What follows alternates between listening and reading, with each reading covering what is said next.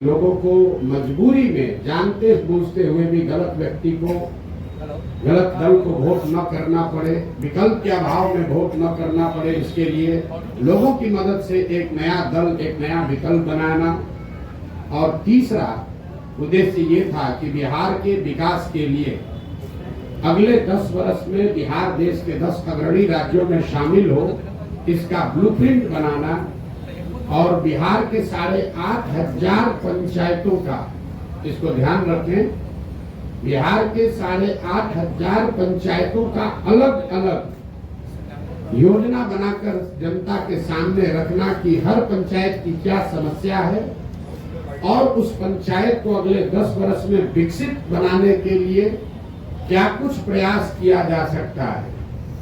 हर पंचायत में 800 से 1200 नए रोजगार के अवसर कैसे पैदा किए जाएंगे, हर पंचायत में बच्चों के पढ़ने की व्यवस्था को कैसे सुधारा जाएगा और हर पंचायत में खेती को, जो बिहार में कमाने वाली खेती है, उसको कमाने वाला खेती कैसे बनाया जाएगा। ये 3 उद्देश्यों से हम लोगों ने ये प्रयास शुरू किया था। 2 अक्टूबर 2022 को मैंने गांधी आश्रम भितिहरवा पश्चिम चंपारण से चलना शुरू किया है और यात्रा के दौरान ये भी आपको बताया, ये ऐसी यात्रा है जिसका किलोमीटर निश्चित नहीं है, इसका दिन निश्चित नहीं है, इसका लक्ष्य निश्चित है कि पूरे बिहार में पैदल चल के जहां तक हो सके गांव-गांव जाकर इन 3 उद्देश्यों की पूर्ति के लिए एक सकारात्मक और ईमानदार प्रयास किया जाए। अभी तक मैं करीब 60% बिहार ही घूम पाया हूँ। तो पहली सूचना आपको ये देनी है कि यात्रा अगले 1-1.5-2 वर्षों तक जैसे पहले चल रही थी वैसे ही आगे चलती रहेगी। जब जो बिहार की जनता को मैंने आश्वासन दिया है, दल बनने से या दूसरे उद्देश्यों के पूरा होने से यात्रा नहीं रुकने वाली है। 2 अक्टूबर जब दूसरा उद्देश्य जो इसका दल बनाने का था, उसकी परिणति 2 अक्टूबर को हो रही है। 2 अक्टूबर को दल बन रहा है, लेकिन यात्रा 2 अक्टूबर के बाद भी, अभी मैं सुपौल अररिया में हूँ, वो आगे चलता रहूंगा, चाहे उसके लिए 1 वर्ष लगे या 2 वर्ष लगे, यात्रा में कोई रुकावट नहीं आएगी।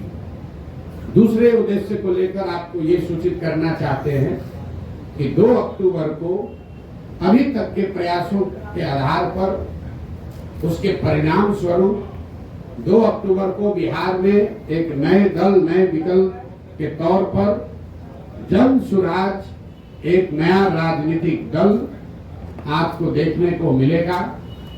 2 अक्टूबर को आपको ये भी पता चलेगा कि इस दल का नेतृत्व किन लोगों के हाथ में होगा। 2 अक्टूबर को इस दल के नाम की, इसके संविधान की और इसके नेतृत्व की घोषणा जन सुराज से जुड़े हुए हजारों कार्यकर्ताओं, साथियों, इसके बनाने वालों के सामने, मीडिया बंधुओं के सामने इसकी घोषणा की जाएगी। और जैसा कि मैंने पहले बताया था, जन सुराज दल जब बन रहा है तो न मैं उसका नेता था, न मुझे उसका नेता बनना है। बिहार की जनता ने गांव-गांव में घूमकर जिन लोगों से हम मिले हैं, समाज को मत कर जिन लोगों को निकाला है, एक प्रयास किया है कि बिहार के सामने ऐसे लोगों का नेतृत्व दिया जाए जिसमें प्रशांत किशोर से जो आदमी बेहतर है, जिसकी काबिलियत, जिसका जज्बा, जिसका चरित्र, जिसकी ईमानदारी, जिसके अंदर बिहार को सुधारने का मादा हर उस व्यक्ति में जिसमें प्रशांत किशोर से ज्यादा है, वो आपको इसके नेतृत्व में दिखेगा। तो 2 दिन और अगर आप इंतजार करेंगे तो आपको पता चलेगा कि 2 अक्टूबर को जन सुराज की लीडरशिप काउंसिल में किन लोगों का चयन हुआ, किन लोगों को जनता ने बताया, और साथ ही पार्टी के अध्यक्ष की घोषणा भी 2 तारीख को की जाएगी। जो मैंने विकास की योजना जारी करने की बात कही है, हर पंचायत की योजना जारी करने की बात कही है, वो इसका तीसरा पड़ाव है जो फरवरी या मार्च में, उस काम को फरवरी-मार्च तक पूरा कर लिया जाएगा और पटना के गांधी मैदान से आपके सामने, आपके माध्यम से जनता के सामने, बिहार की जनता के सामने बिहार के अगले 10 साल के विकास का, बिहार के हर पंचायत के विकास का मॉडल और पूरा खाका यहाँ पर रखा जाएगा, जिसमें हम सिर्फ आपको ये नहीं बताएंगे कि बिहार से पलायन रुक जाएगा, आपको ये भी बताया जाएगा कि वो पलायन को कैसे रोका जा सकता है, ताकि उस योजना को आप पढ़ें, उसको देखें, उस पर चर्चा करें, उस पर सवाल उठाएं, और अगर आपको उस योजना में विश्वसनीयता दिखे तभी उसको आप अपनाएं। तो ये फरवरी के अंत या मार्च के पहले हफ्ते में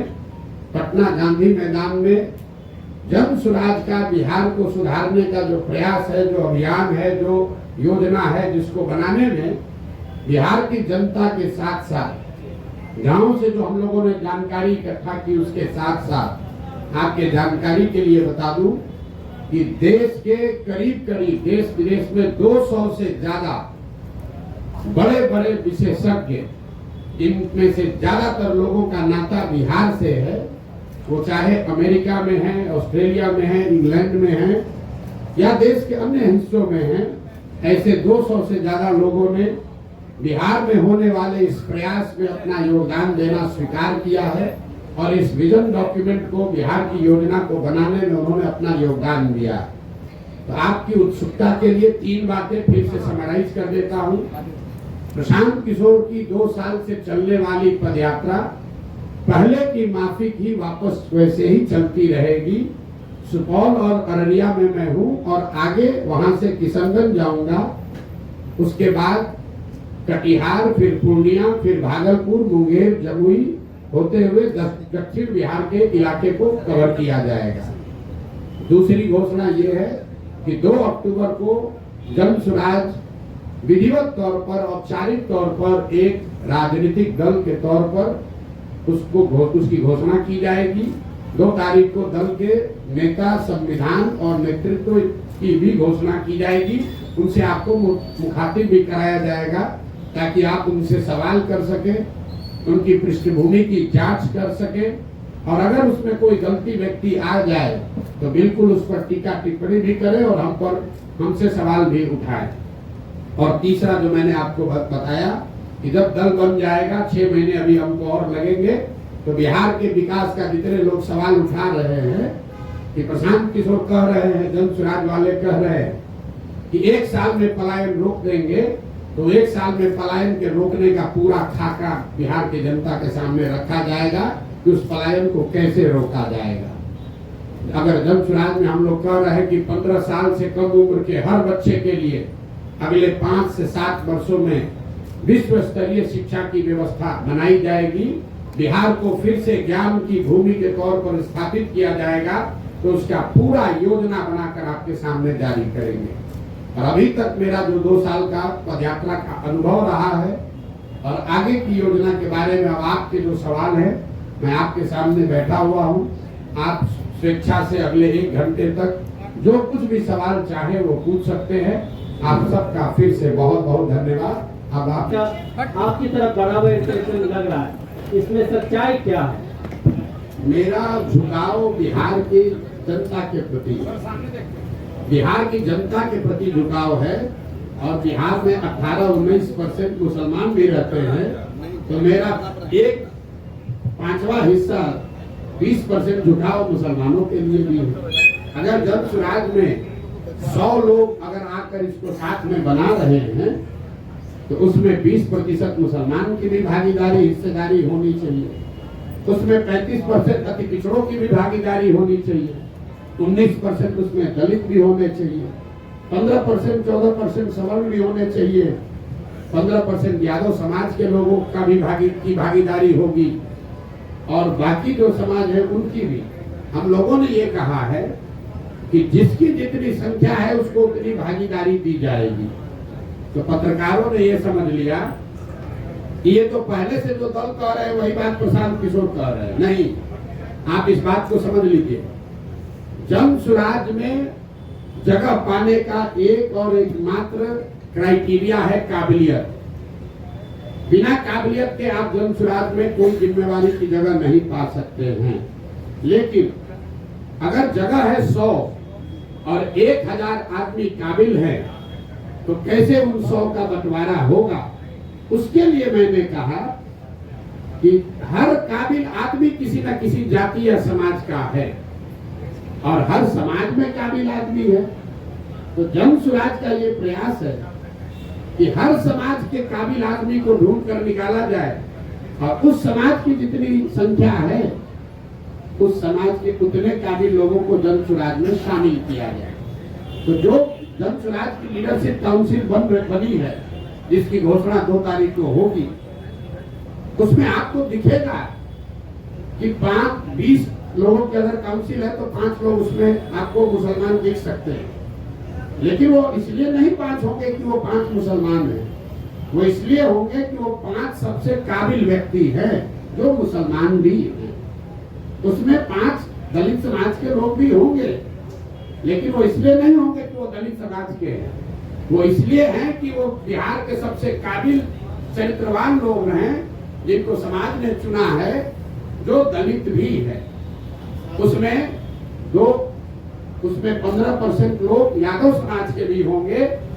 वो इसलिए नहीं होंगे कि वो यादव है, वो इसलिए होंगे कि वो यादव समाज को बिहार के सबसे काबिल यादव समाज के लोग हैं। और यही तो 2 बरस से हमारा आपको यह वादा है, बिहार की जनता को जो हमने वादा किया है कि ईमानदारी और शुद्धता में कमी नहीं आएगी।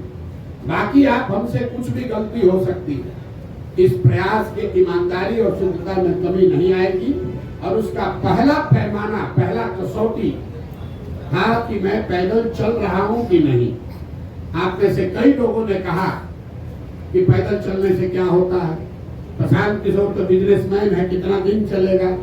लेकिन मेरा बड़ा से बड़ा विरोधी भी ये नहीं कह सकता है कि 2 साल से मैंने ईमानदारी से अपना चलना पूरा किया है कि नहीं। गांव में ही रहे हैं, गांव में चले हैं। और इसी बिहार में जहां मुखिया बन जाने के बाद भी आदमी कहने लगता है कि हमको बहुत हमारे जान पर खतरा है, बिहार में जान का खतरा है, बिना बाहुबल के राजनीति नहीं कर सकते हैं। आप में से जिन लोगों ने भी जन सुराज की यात्रा देखी है, इतनी बड़ी व्यवस्था है, लेकिन इसमें एक सिपाही और हवलदार न पहले दिन था, न आज है, न आगे होगा। मैं गांव के सरेहों में ही सोया हूं और आज तक ये बिहार की जनता की काबिलियत है, उसका कैरेक्टर है कि मैं आपको कैमरे पर बता रहा हूं। चाहे जिस किसी समाज के गांव में मैं गया हूं, मुझे लोगों ने उतना ही सम्मान दिया है, प्यार दिया है। मुझे किसी कुत्ते ने भी नहीं काटा है आज तक। 2 वर्ष से हम लोग पैदल चल रहे हैं। तो जितने लोग कहते हैं कि राजनीति के लिए बाहुबल चाहिए, तो हम लोगों ने ये करके दिखाया है कि बिहार में आपको राजनीति करने के लिए बाहुबल नहीं चाहिए। दूसरी कसौटी इसकी ये होगी कि मैंने कहा था कि मैं इसका नेता नहीं बनूंगा। लोगों ने कहा अरे अभी तो कह न रहे, देखिएगा यही बनेंगे। तो 2 तारीख को आपको दिखेगा कि प्रशांत किशोर जब तक पदयात्रा जो कर रहे थे वही वापस 2 के बाद भी करते नजर आएंगे। 2 तारीख को नया नेतृत्व बिहार से घोषित कर देंगे। तीसरा मैंने ये कहा था कि जिस आदमी को भी इसका नेतृत्व चुनकर देंगे, वो आदमी प्रशांत किशोर से ज्यादा काबिल आदमी होगा।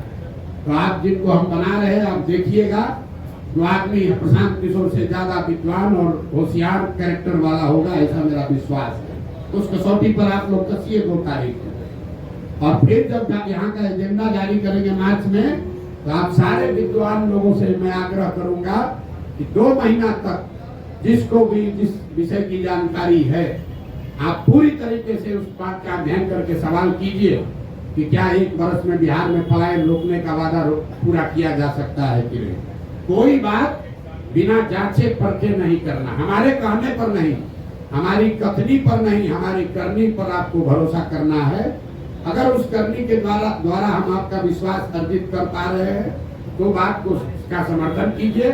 अगर हमारे कथनी और करनी में फर्क है, तो मैं आपको सामने से कह रहा हूं कि सबसे ज्यादा मेरा बकिया उधेड़ी है। ये प्रसाद जी, एक और चीज, 1 मिनट। किसी ने यहाँ कहा कि प्रशांत किशोर एसी वाला टेंट लगाकर चलते हैं। ये प्रेस कॉन्फ्रेंस हमने टेंट में इसलिए रखा है कि इसी टेंटों में हम लोग 2 साल से रह रहे हैं। तो मैं चाहूंगा कि यहाँ आप ये प्रेस वार्ता के बाद इस टेंट का मुआयना भी कीजिए और बिहार में जो भी अपने को जमीनी नेता मांगता है, मैं उसको चुनौती दे रहा हूं कि इसमें 7 दिन रहकर पैदल चल के दिखाओ, तब बताते हैं कि तुम्हारा कितना कैरेक्टर है और कितना जमीन पर काम कर सकते हैं। इस कैंप का वीडियो बनाकर जारी कीजिए और खुली चुनौती दे रहा हूं। इस कैंप में 7 दिन रहिए, जिसको ये 5 स्टार दिख रहा है। आप सब साथी यहाँ बैठे हैं, बढ़िया मौसम है बाहर, 15 मिनट में पसीना छूट रहा है। इसी टेंट में हम लोगों ने जाड़ा भी काटा है, बरसात भी देखा है, और मैं अकेले नहीं हूँ। 2500 बिहार के बच्चे, 2500 बिहार के बच्चे ऐसे 20 कैंपों में बिहार में रह रहे हैं, किसी कठिन परिस्थिति में रह रहे हैं, गांव गांव जा रहे हैं। और हम लोगों ने 50 बच्चों के साथ शुरू किया था। आज 2500 पदयात्री, उनका प्रयास, उनका परिश्रम, उन पदयात्रियों का संकल्प प्रशांत किशोर से ज्यादा है, क्योंकि प्रशांत किशोर तो फिर भी मीडिया में आ रहे हैं, बोल रहे हैं, उन बच्चों को आप देख नहीं रहे। वो बच्चे नेमलेस हैं, फेसलेस हैं। 2500 बच्चे अपना घर परिवार छोड़कर रात दिन इन कैंपों में रह रहे हैं। और नेता यहाँ पटना में बैठ के कहता है प्रशांत किशोर एसी के टेंट में रहता है, जरा आके रह के देखो। 5 दिन यात्रा शुरू किया था सब जब यहाँ के नेताओं ने, कब शुरू हुआ कब खत्म हुआ पता ही नहीं चला।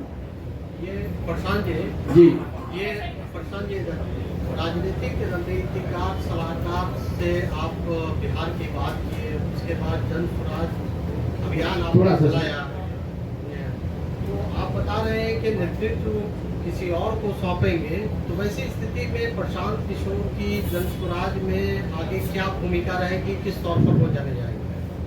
प्रशांत किशोर की भूमिका रहेगी बिहार के समाज को जगाने का, समझाने का, क्योंकि प्रशांत किशोर की सोच ये है, जो कि गांधी की सोच से प्रेरित है, कि अगर राजनीति में आमूलचूल परिवर्तन लाना है तो बिना समाज में हस्तक्षेप किए हुए, समाज के स्तर पर काम किए बगैर आप राजनीति को और व्यवस्था को नहीं सुधार सकते। ऐसा नहीं है कि प्रशांत किशोर कहीं जा रहे हैं। हमारी सबसे बड़ी चुनौती क्या है? आप लोग सवाल क्या पूछते हैं? बात तो अच्छी है, प्रयास तो अच्छा है, समाज मानेगा तब न, जाति टूटेगा तब न। तो सबसे बड़ी चुनौती जो है समाज को मनाने समझाने की, वो चुनौती, वो काम प्रशांत किशोर के कंधे पर है।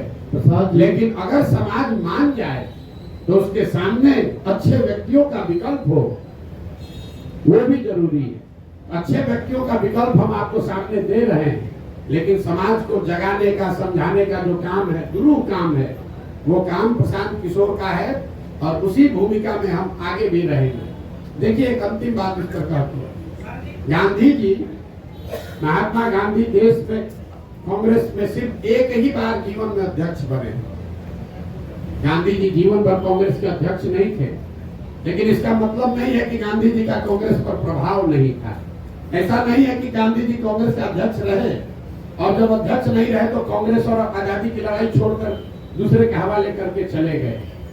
उन्होंने लेकिन ये जरूरी है कि सिर्फ एक आदमी से नहीं होगा। और प्रशांत किशोर बिहार का एकमात्र काबिल आदमी नहीं है। इस मूल भावना जन स्वराज की यही है कि पिछले 30 वर्ष में सिर्फ 1200 परिवार के लोगों ने बिहार की राजनीति को कब्जा कर रखा है। 3.5 करोड़ परिवार बिहार में रहते हैं। तो जन स्वराज का ये अभियान है, जहां ये हम बता रहे हैं कि आप गरीब हैं, अमीर हैं, अगड़े हैं, पिछड़े हैं, हिंदू हैं, मुसलमान हैं, दलित हैं, पैसा नहीं है, आपके पिताजी विधायक मंत्री नहीं है, आप उसका चिंता मत कीजिए। अगर आपके पास जज्बा है, बिहार को सुधारने की इच्छा है, सपना है, तो आइए इस व्यवस्था से जुड़िए। पैसे का चिंता, चुनाव लड़ने लड़ाने रणनीति का चिंता प्रशांत किशोर और जन स्वराज पर छोड़िए। हमने ये कहा है, लोग कह रहा है कि कैसे, किस आधार पर कह रहे हैं कि गरीब से गरीब आदमी को पैसा देकर लड़ाएंगे। मेरे भाई, गरीब को पैसा देकर लड़ाने की बात कह रहे हैं तो आपको गलत लग रहा है, और आप पैसा लेकर चुनाव लड़ाते हैं तो आप सही अपने को बता रहे हैं। तो हम बिहार की जनता को छोड़ते हैं कि किसका विकल्प सही है। जो लोग पैसा लेकर टिकट देते हैं, चुनाव लड़ाते हैं, उनका विकल्प अच्छा है कि जन स्वराज, जो कि कह रहा है कि गरीब से गरीब आदमी भी ईमानदार है तो उसको लड़ाने का खर्चा समाज से जमा करके जन स्वराज देगा, ताकि किसी नेता को वोट खरीदने के लिए कि ये पैसा न खर्च करना पड़े। किसी नेता के पास ये कहने का आधार न हो कि हमने चुनाव में 5 करोड़ रुपया खर्चा किया इसलिए हम चोरी करेंगे, इसलिए हमको ठेका चाहिए। इसलिए जन सुराज में घोषणा है कि आपको गाड़ी नहीं अपना लगाना है। हमारी गाड़ियां चल रही है जन सुराज की, लोग कह रहे हैं इतना पैसा कहाँ से आ रहा है। गाड़ियां इसलिए चल रही है कि आप समाज से पैसा वसूली मत करो, गाड़ी हम दे रहे हैं तुम काम करो। अगर आप खेत में मजदूर हैं, अति पिछड़ा समाज के हैं, दलित हैं, सवर्ण समाज के हैं, गरीब हैं, आपके पास क्षमता है, आप राजनीति नहीं कर पाते हैं क्योंकि आपके पास पैसा नहीं है। आपको घर में मजदूरी करनी है, अपने बच्चों का पेट पालना है, आप में क्षमता ज्यादा है लेकिन आप राजनीति नहीं कर सकते। जन सुराज का राज तुम राजनीति करना चाहते हो, हम साधन देते हैं, राजनीति करो ताकि परिवारों का दबदबा खत्म हो। धर्म के आधार पर, जात के आधार पर जो लोग ठेकेदारी कर रहे हैं, ठेकेदारी कर रहे हैं, इनका वर्चस्व खत्म किया जाए। प्रशांत जी, आप अच्छे वक्ता हैं, अच्छे सामाजिक कार्यकर्ता हम लोग देख रहे हैं, चौथा अकबर में है खेती के बाद, हमें लगता है कि आप कुछ कीजिएगा बिहार। ये बताइए नीतीश जी में क्या खूबी और खराबी हो गई जो आप लोग को छोड़ दिए, और अभी तो लाए थे उसको? नहीं, नीतीश जी को हम नहीं लाए थे। नीतीश जी को 2005 में बिहार की जनता लेकर आई थी। आपका ये सवाल ठीक है कि जिस बिहार में हमने नारा दिया बिहार में बहार हो, नीतीश कुमार हो, आज हम उनके विरोध में क्यों खड़े, ये जायज सवाल है। 2000 जहां बैठे हुए हर व्यक्ति और आपके जरिए बिहार की जनता को ये बताना चाहते हैं कि 2014 के नीतीश कुमार और 2024 के नीतीश कुमार में जमीन आसमान का फर्क है। 2014 में जिस नीतीश कुमार की हमने मदद की थी, उसकी छवि बिहार में सुशासन बाबू की है, ऐसे प्रशासक की है जो बिहार को सुधारने के लिए प्रयास कर रहा है। बिहार बहुत अच्छा नहीं हुआ था लेकिन सुधार की एक प्रक्रिया शुरू हुई थी, लोगों का एक विश्वास बनना शुरू हुआ था कि बिहार में भी शायद सुधार हो जाए। आज जिस नीतीश कुमार का मैं विरोध कर रहा हूँ वो नीतीश कुमार है जिसके लिए गांव-गांव में लोग कह रहा है कि भैया बिहार में लालू का जंगल राज, अपराधियों का जंगल राज देखे थे, ये नीतीश का जो राज है ये अधिकारियों का जंगल राज है। यहाँ बैठा हुआ हर पत्रकार जानता है कि ये पूरी व्यवस्था, पूरा सरकार चंद अधिकारी, कोई विधायक मंत्री भी नहीं चला रहा है। आपको कैमरे पर कह रहे हैं, कोई विधायक मंत्री नहीं चला रहा है, चंद अधिकारी, वो भी सेवानिवृत्त अधिकारी सलाहकार बनकर बैठ गए और पूरे 13 करोड़ लोगों के भाग्य विधाता बनकर बैठ गए। ना वो उनका नौकरी है, नौकरी से रिटायर हो चुके हैं, जनता ने उनको चुना नहीं है और पूरे बिहार को 4 अधिकारी मिलकर चला रहे हैं। नाम आपको पता है, नाम लेकर हम उनको ग्लोरीफाइड नहीं कर रहे, लेकिन आपके जरिए जरूर बताना चाह रहे हैं कि 13 करोड़ बिहार के लोगों का भविष्य सेवानिवृत्त 4 अधिकारी मिलकर नहीं तय कर सकते हैं। बिहार की जनता को इतना मूर्ख मत समझिए, चुनाव आने दीजिए, कोई नहीं बचने वाला। प्रशांत जी, एक सवाल है प्रशांत जी, अरे सुन लीजिए, आप, मैंने एक पहलू बताया, तो उस प्रशासक का मैं विरोध कर रहा हूं जिसने पूरे बिहार की जनता का भविष्य 4 सेवानिवृत्त अधिकारियों के हाथ में कर छोड़ दिया है। जिस नीतीश कुमार की 2014 में मैंने मदद की थी उसमें राजनीतिक मोरालिटी थी।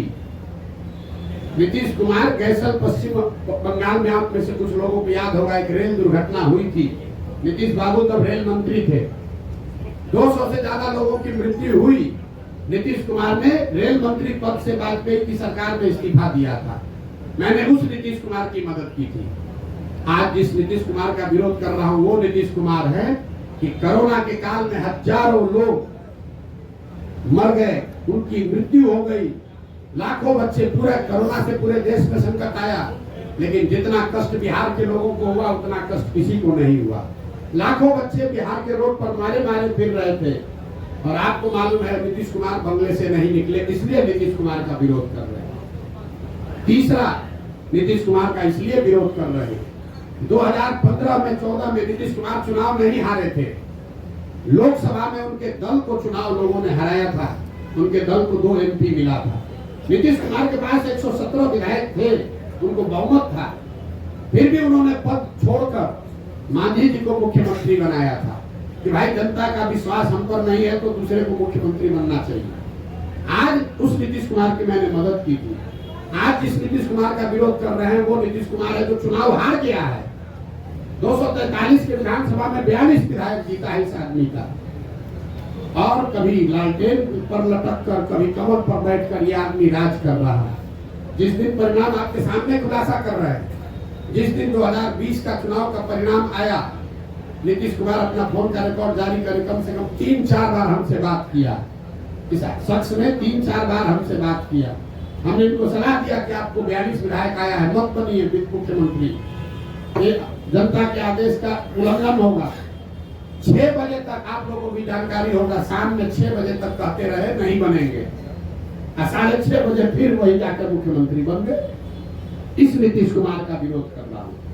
तो अच्छे प्रशासक का समर्थन किया था, नैतिकता वाले राजनेता का समर्थन किया था, बिहार को सुधारने वाले व्यक्ति का समर्थन किया था। जिसका विरोध कर रहा हूं वो उसका विरोध है जो कि जिसकी एक ही प्राथमिकता बची है, किसी भी तरीके से फेविकॉल लगाकर कुर्सी पर बैठे रहो, बिहार का जनता का जो होता है होने दो। आपने कहा कि आपका जो मुकाबला है वो एनडीए से है, आरजेडी को आप कोई मुकाबला नहीं मानते हैं, तो क्या आपको नहीं लगता कि कहीं आपका ये बयान आप पर बैकफायर भी हो सकता है, क्योंकि कहीं ना कहीं एक खास वोट बैंक पर आपकी भी नजर है अगर इस स्टेटमेंट को हम देखें तो? नहीं, आप ये भाई इसके लिए कोई आपको बहुत ज्ञानी होने की जरूरत नहीं है। आप 2005 से जब से एनडीए बना है उसके बाद से आरजेडी की कोई ताकत रही नहीं है। 2005 से आप आगे का इलेक्शन का आंकड़ा उठाकर देख लीजिए तो आरजेडी को कभी, आरजेडी या उनके द्वारा बनाए गए गठबंधन को कभी जीत नहीं मिली है। महागठबंधन का एक अपवाद छोड़ दिए जिसमें हम लोगों ने मदद की थी, उसमें भी आरजेडी जूनियर पार्टनर ही था। नीतीश जी के चेहरे पर चुनाव लड़ा था, आरजेडी के नाम पर चुनाव नहीं लड़ा गया था। और अभी का लोकसभा का चुनाव देख लीजिए, इस लोकसभा चुनाव में 176 विधानसभा में भाजपा और एनडीए को बढ़त है। तो हमारा अगर मुकाबला है तो जो 176 में आगे है उससे मुकाबला होगा कि जो 50 सीट में आगे है उससे मुकाबला होगा। तो ये तो हमारे आकलन का विषय नहीं है, ये तो फैक्ट है। किसने कह दिया आपको? भाई ऐसा है, अब अपने हिसाब से कहिएगा लोकसभा में कितना सीट है आरजेडी को? 2014 में आरजेडी को 5 से कम सीट था, 2014 में 0 सीट था, 2019 में 4 सीट मिला। और आप लोग बता रहे हैं बाप रे कितना बड़ा दल है आरजेडी। आरजेडी, एक बात ध्यान रखिए आप लोग, आरजेडी अपने दम पर, लालू जी से बहुत बड़े नेता है, लेकिन लालू जी अपने दम पर बिहार जीवन में सिर्फ एक ही बार जीते हैं, एक ही बार जीते। दोबारा बिहार की जनता ने लालू जी को बहुमत नहीं दिया है। तो एक बड़ा दल का ढोंगा बिहार के दूसरे कोने में जाकर बताइएगा, हमको मत समझाइए। कितना उनको दम है वो हमको मालूम है। और वो दम का आधार क्या है? दम का आधार यह है 18% मुसलमान, जिसको आप 20 बरस से डरा रहे हैं कि अगर हमको वोट नहीं दोगे तो भाजपा आ जाएगी। आपने मुसलमानों के लिए किया कुछ नहीं, उसको भागीदारी नहीं दी, उसको हिस्सेदारी नहीं दी, उनके बच्चों के पढ़ाई की चिंता नहीं की, उनको लालटेन में किरासन तेल बनाकर जला रहे हो, रोशनी अपने घर में कर रहे हो। उसको अगर हटा दीजिएगा तो कितने लोग बिहार के हैं जो आरजेडी के समर्थन में? आप बता दीजिए, आपको ज्यादा जानकारी है।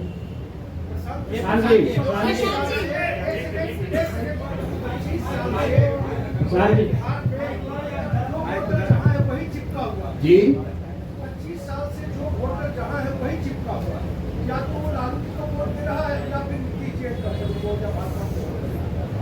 जातीय कीचड़ में फंसा हुआ इस बिहार को आपको लगता है कि इस जाति के?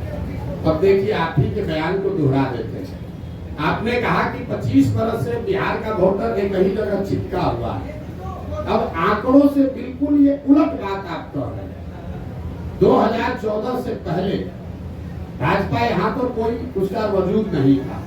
14 में भाजपा नीतीश कुमार से अलग हटकर अपना गठबंधन बनाकर 30 से ज्यादा एमपी जीत गया। तो कैसे वोटर चिपका हुआ? 84 में इसी बिहार की जनता ने कांग्रेस को पूर्ण बहुमत दिया। 89 में जनता दल को जिताया, 95 में लालू यादव को जिताया, 2000 के बाद लालू जी और किसी को गणमत नहीं दिया, 2014 में मोदी को जिताया, 2019 में 40 में 39 सांसद एनडीए को जिता दिया, इस बार फिर 30 दिया है। और आप कह रहे हैं कि भाजपा वोटर कीचड़ में फंसा हुआ है। अगर कीचड़ में फंसा होता तो लालू जी कांग्रेस 84 के बाद से यहाँ 0 पर कैसे आ जाती? लालू जी 54 में 53 एमपी जीतने वाले 0 पर कैसे आ गए? नीतीश कुमार 25 एमपी के को 2 एमपी पर कैसे जनता ने उतार दिया? आप एक मिनट, अरे आइए आपकी बात पर आ रहे हैं। पहले तो अपना जानकारी ठीक कर लीजिए कि बिहार में स्टैटिक है, ये ऊपर से चीजें स्थिर दिखती हैं। समंदर को दूर से देखिएगा तो बड़ा स्थिर दिखेगा, नजदीक जाकर गहराई से देखिएगा तो आपको करंट फील होगा। बिहार वो भूमि है जहां 10 वर्ष में पूरी राजनीतिक व्यवस्था पीछे बदलती रही है। लालू जी का वर्चस्व 90 के दौर में रहा है, 2000 आते आते लालू जी का वर्चस्व खत्म हो गया। 80 के दौर में कांग्रेस थी, 90 के दौर में लालू थे, 2000 के दौर में नीतीश कुमार हैं, 2010 के दौर में भाजपा मोदी हैं।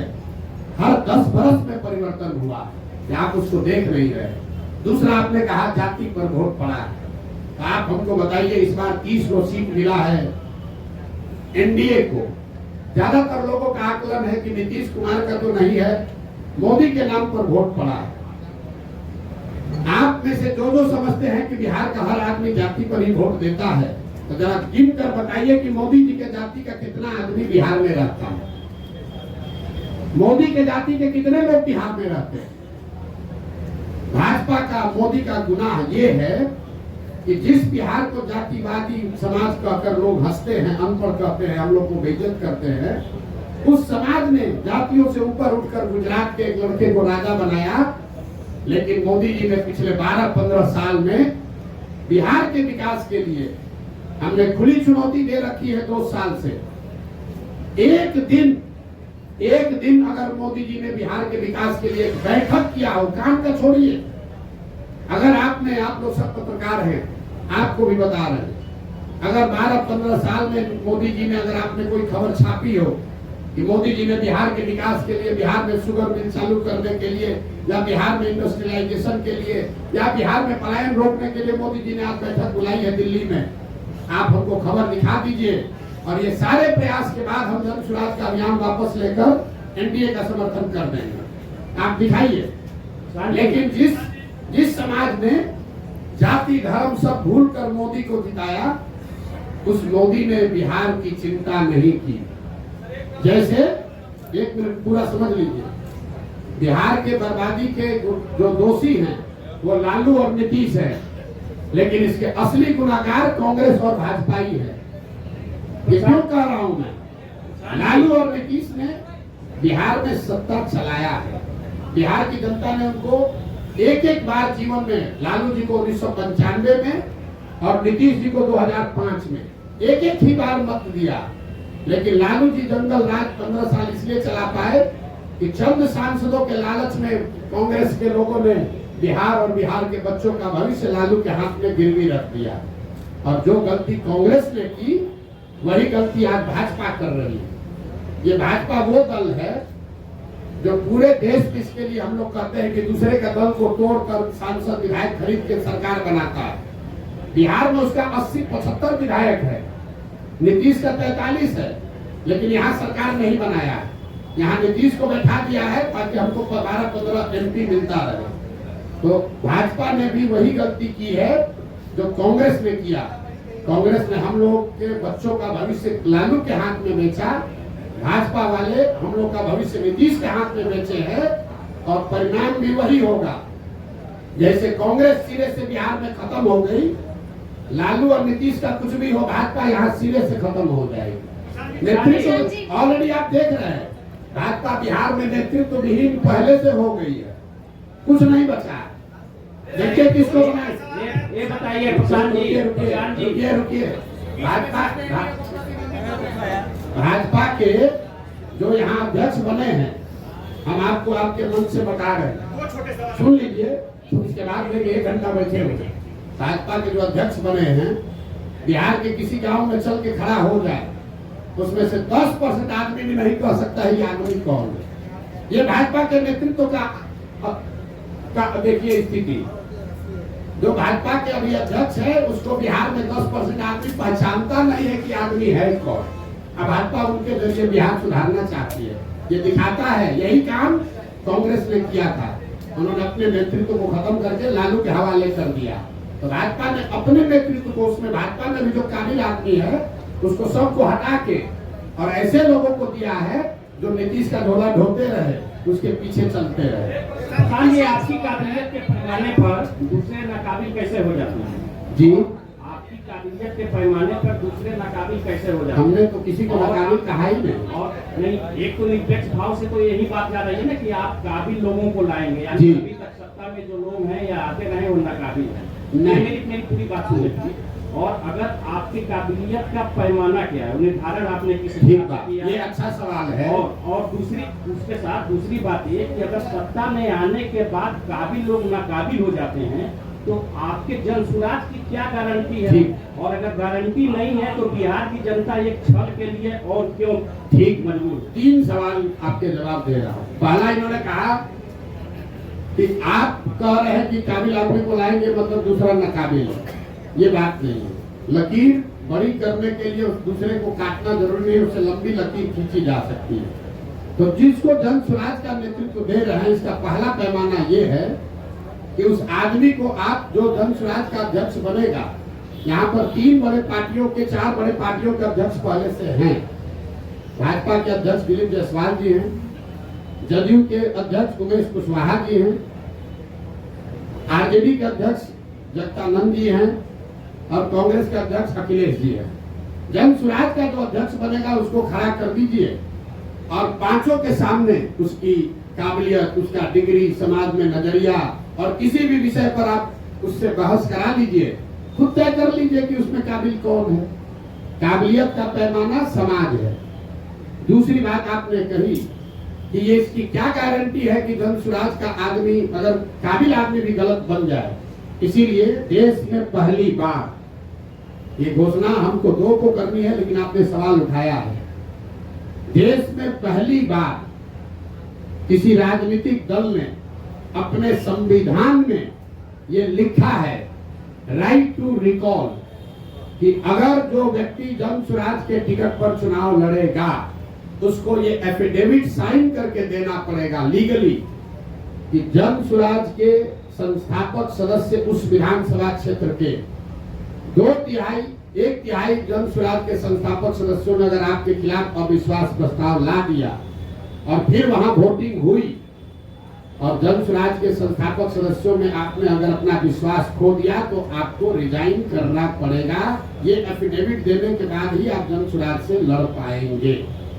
इस बात को हम लोग जन स्वराज अपने संविधान में लिख रहा है। तीसरा और अंतिम सवाल कि जन स्वराज पर भरोसा क्यों करें? ठीक बात है, ये अच्छा सवाल है। जन स्वराज पर भरोसा इसलिए करें कि पहले से जो लोग यहाँ पर हैं वो एक्सपायर मेडिसिन है। आपने उसको जांच लिया, परख लिया, जानते हैं कि ये दवा काम नहीं करती। मान लीजिए कि आपके घर में कोई बीमार पड़ गया, भगवान न करे, और उसको कोई ऐसी बीमारी हो गई कि सुधर ही नहीं रही है। डॉक्टर ने दवा दिया, हर तरह का दवा दे दिया, वो सुधर नहीं रहा है। आपने कहा डॉक्टर साहब इससे क्या होगा, अब तो नहीं सुधर रहा। डॉक्टर ने कहा भाई एक नई दवा आई है, उसका पूरा प्रमाण तो नहीं है लेकिन 20% 40% संभावना है ठीक हो सकती है, लेकिन कुछ खतरा भी हो सकता है। आपका अगर आदेश हो, अगर आप सहमत हो तो हम एक बार ट्राई करके देखते हैं। आप क्या कहिएगा? अपने परिजन को बचाने के लिए आप क्या कहिएगा कि जो 3 दवा जिसको आपने ट्राई कर लिया, जिसका फायदा नहीं हुआ, उसी पर रखिएगा, या कहिएगा कि ना भाई इतना डॉक्टर साहब 20% संभावना है लेकिन नया दवा आया है, इसको ट्राई कीजिए, शायद हमारी किस्मत, दुआ, भगवान का आशीर्वाद, शायद लग जाए। तो जन स्वराज जो 3 जिन दलों से हम लड़ रहे हैं वो एक्सपायर मेडिसिन है। जनता ने उसको 30 बरस देख लिया, परख लिया, जान लिया, ये नहीं सुधार सकता है। जन सुराज नया प्रयास है, इससे सुधार हो भी सकता है, शायद नहीं भी हो सकता, लेकिन शायद हो भी सकता है। तो ऊपर वाले की दुआ रही तो निश्चित तौर पर बिहार की जनता वो रिस्क लेगी। और एक अंतिम बात, हमारा अपना मानना है कि सबके जीवन में कभी न कभी सवेरा आना है। बिहार के 13 करोड़ जनता के भविष्य में भी कभी न कभी तो सुधार भगवान ने, ऊपर वाले ने लिखा होगा। हम लोग तो निमित्त मात्र हैं। हम तो पहले भी ये हमको समझ थी, हमने पहले प्रयास क्यों नहीं किया? प्रयास हम तब शुरू किए हैं जब ऊपर वाले की मर्जी हुई है। हम 1% है, ऊपर वाला 99% है। मेरा ये विश्वास है कि 13 करोड़ बिहार के लोगों का जीवन भी कभी सुधरना भगवान ने तय किया होगा, और शायद जन सुराज वो निमित्त है, वो रास्ता है जिसके जरिए वो सुधार हो पाएगा। मेरे दो छोटे उनके भी 2 छोटे हैं, आपके भी 2 छोटे हैं।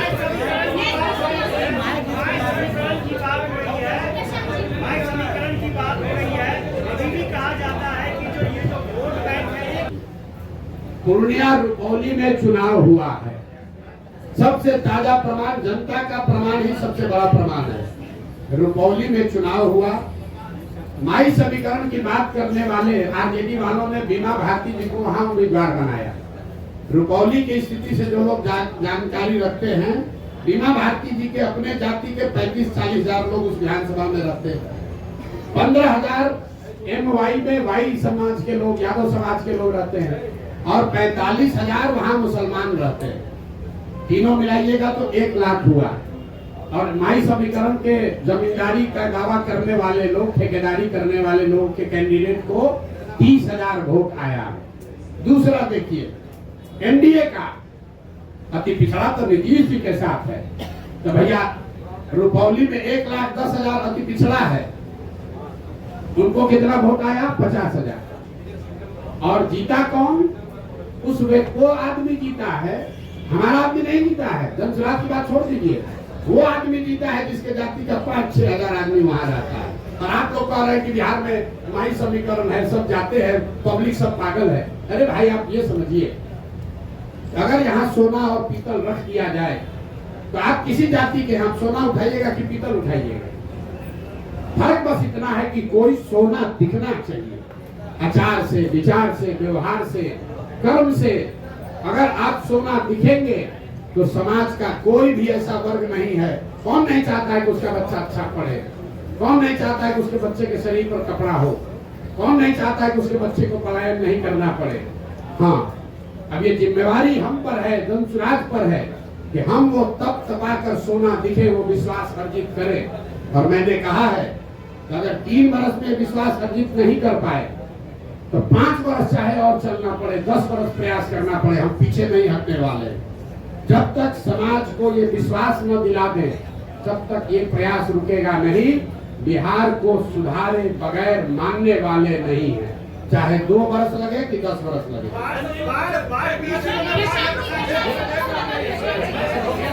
बोलिए बोलिए बोलिए बोलिए। क्या? पीके जियो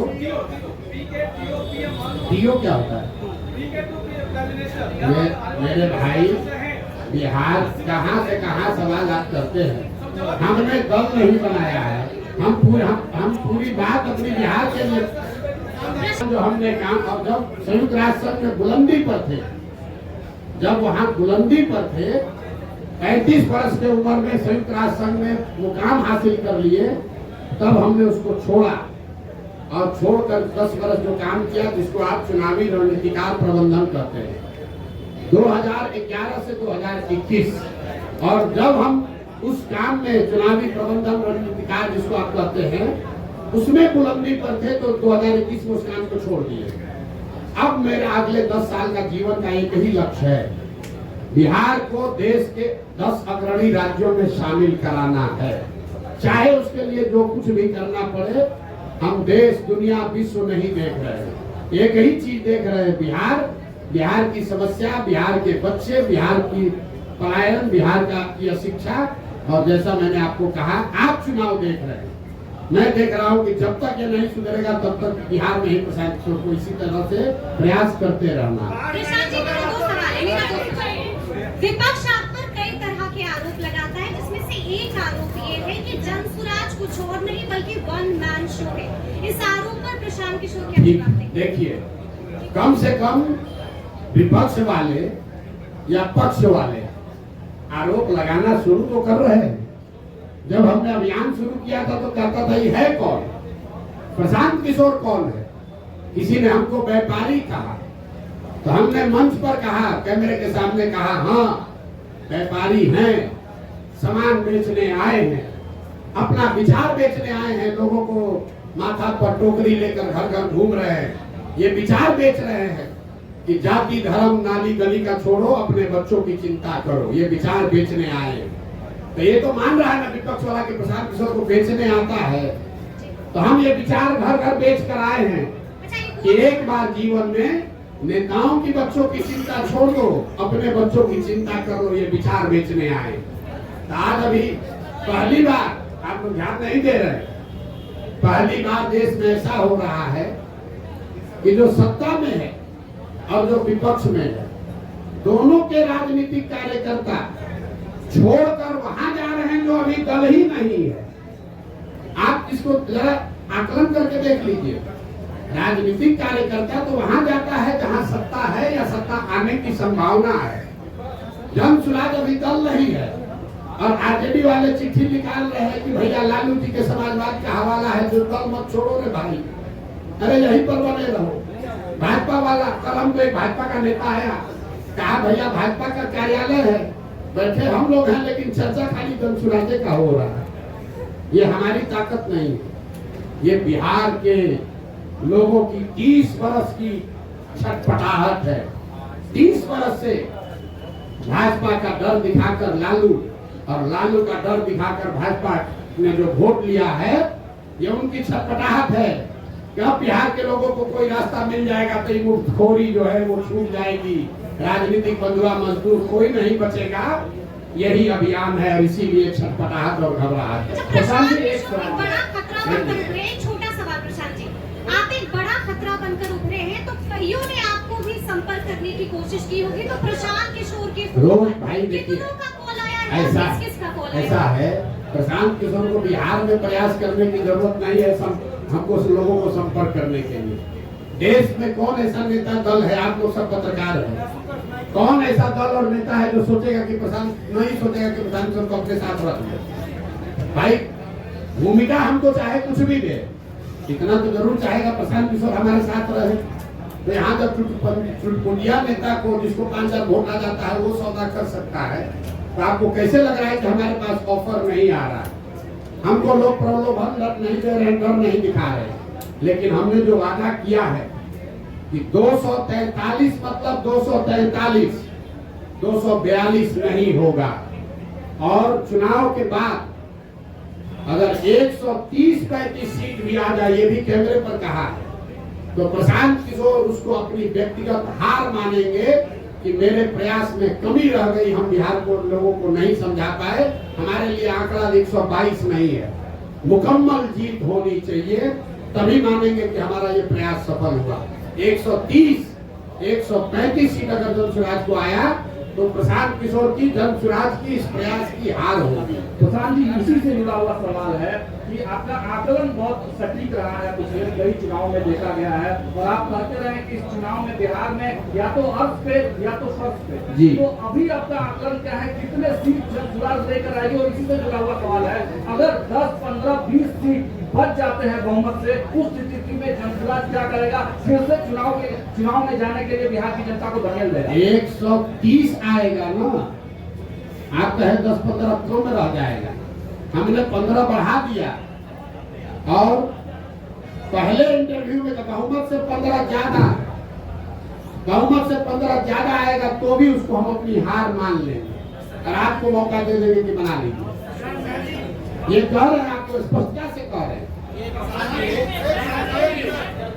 अर्श पर या फर्श पर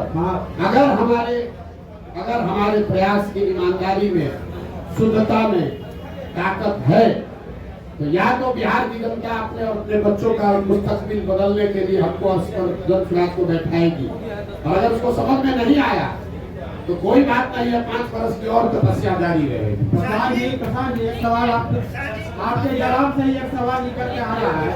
आप कह रहे हैं प्रशांत जी इधर नहीं, आप कह रहे हैं कि 130 सीट भी आएगा तो हम हार मान लेंगे, सरकार नहीं बनाएंगे। आप बोल रहे हैं ये कहाँ का है दूसरा लाइन? अपने से अपना लाइन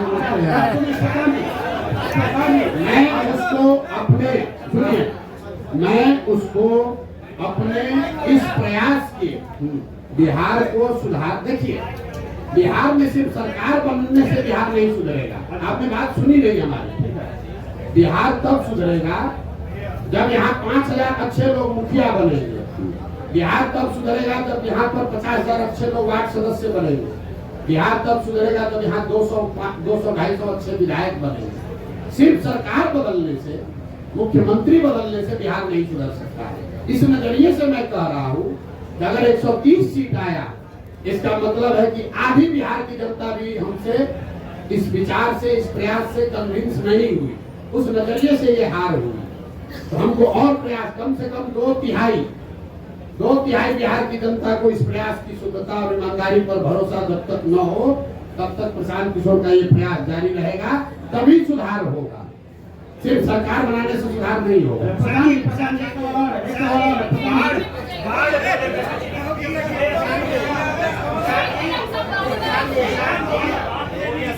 शुरुआत किया तो आपको बताया कि दल होगा, तो आप कहे कौन होगा?